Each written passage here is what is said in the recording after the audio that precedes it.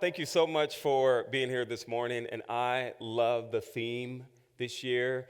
And it was such a challenge to think of 6 words for the title. So here are the 6 words that I have. And the tall trees were silent. And the tall trees were silent. So as a little kid, I would dance to the Jackson 5s or dance to Michael Jackson, or I would always love for my parents to come and read stories to me. So at the beginning of the day, I would aggravate my mom and dad to share a story, and I would jump up and down, and I would tell them, Mom and Dad, I want to hear a story. And then at night, I would do the same thing before going to bed. Please tell me a story. So I want to share a story with you that my parents told me, that my mom told me, that just sticks with me, and it's about trees. And I just want to share that with you this morning. So she would talk about this magical place. And this magical place is called Skipperville. And in Skipperville, people would eat ice cream day in and day out. And so that's one reason why I enjoy the story so much, because I love ice cream. But also you had the sunlight.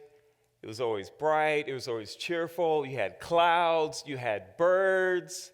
You had creatures, small and tall, and you had people there with sunshiny faces, and they're always smiling. But then you all know this. There's always a villain in the story. And so in this story, my mom would talk about this dragon. And this dragon is coming along and getting ready to wipe everything out. And my mom said this, but you have these trees. These tall trees, they're humongous, they're powerful, they're brilliant, they're extraordinary. They can wipe out anything in its sight. But on this particular day, they did nothing. They were silent, and the tall trees were silent. So again, I love stories, and I think that's why I'm an English professor. And so with students in my class, we read a lot of stories, and I get them to read these huge novels. It always makes me happy as a professor to give them huge novels to read, but also short stories and poems, because I want them to realize words have power. Words have power. Words can stir people up. Words can move people toward action. So I try to encourage them, read stories, and then also write stories. And when you write a story, I try to tell them, think of a problem and then go with it. Think of a problem that we're wrestling with in this country or in the world, and write a story about that problem.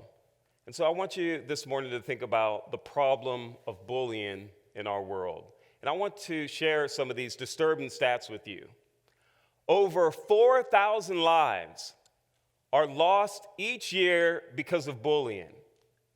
And then notice this is incredible. Half of the suicides among young people in Britain are due to bullying.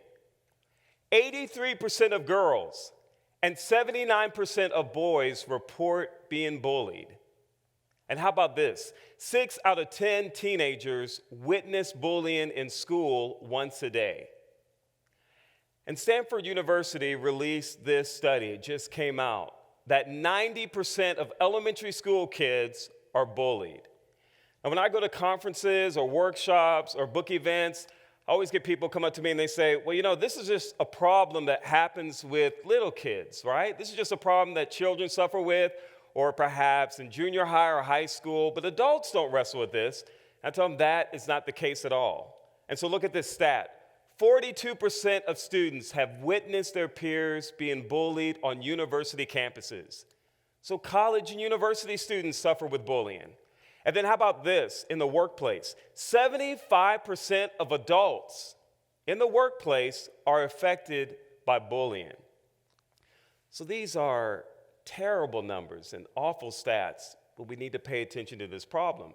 And so I told my students, that's why I was so inspired to do a children's book series, and that's why I wanted to write on the subject of bullying. And so I did that with this character. And so this is Theodore Thumbs. So you can say hello, Theodore. I always get, yeah, thank you. And by the way, I used to have hair like that, okay? used to have an afro or hair that was cool like that, but not anymore. But this is Theodore Thumbs, and I'm going to share a snippet of the story with you this morning from the first book, Theodore Thumbs. Once upon a time, in a town not too far away from yours, there lived a young boy named Theodore Thumbs. He would always walk around town on the happy, sunny sidewalks where people, small and tall, would look down on this little boy with his thumb in his mouth. He drew attention from those near and far because he was small and skinny, because his clothes would drag along whenever he walked, and because his long hair had a life of its own. He was old enough to talk, but when they would laugh, point, and stare, he would always, as his body shook in fear, believe in his lucky thumb. Instead of joining the boys by the trees, Theodore ran over to the slide and swing set, and then he sadly sat there on the swing by himself. While sitting there, a crowd of kids surrounded him. The kids began yelling cruel things at him. "Why do you wear those ugly clothes all the time? You look so silly sitting there. Why is your hair so weird and funny? It looks like spaghetti on top of your head." Theodore jumped off the swing and just stood there without saying a word. They all laughed. They all pointed. They all stared. And so I decided to write this book because I wanted to wake the world up because of this horrible epidemic in this world. And so I decided to do this through Theodore Thumbs. And a lot of times when I go to schools and I talk about Theodore Thumbs, a lot of the little kids, they'll raise their hands and they want to know, what inspired you to write the story? And I don't tell them the complete truth because it's very disturbing and it's sad when you know the real story. But I want to go ahead and share the real story with you today. I wrote the story because of a good friend of mine. His name is Mark. And Mark, whenever he walked into a room, the sunlight was there. He was an incredible kid, had great ideas, had great dreams, had wonderful things to say about people.